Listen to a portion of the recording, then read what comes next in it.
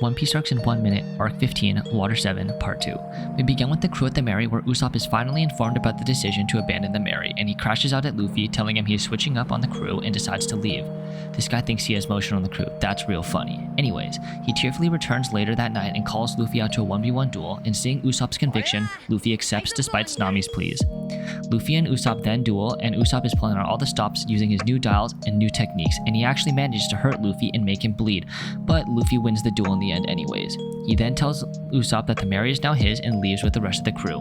Skipping to the next morning, we learn that Iceberg was shot and the city was told the shooter was a masked man and Nico Robin.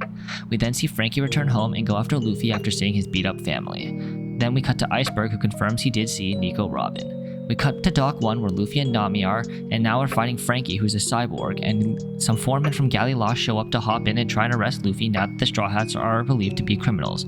Franky then shows us his ultimate move, Coup de Vent, and destroys the dock. Luffy confronts Iceberg, who wants to see Robin, and Luffy says he has no clue where she is. He then tries to call for help, but Luffy escapes. While this is happening, Chopper and Sanji find Robin, who tells them she is leaving the crew, and the crew thinks the masked men are controlling Robin. Franky devises a plan to kidnap Usopp and use it to bait out Luffy. Stay tuned for part 3.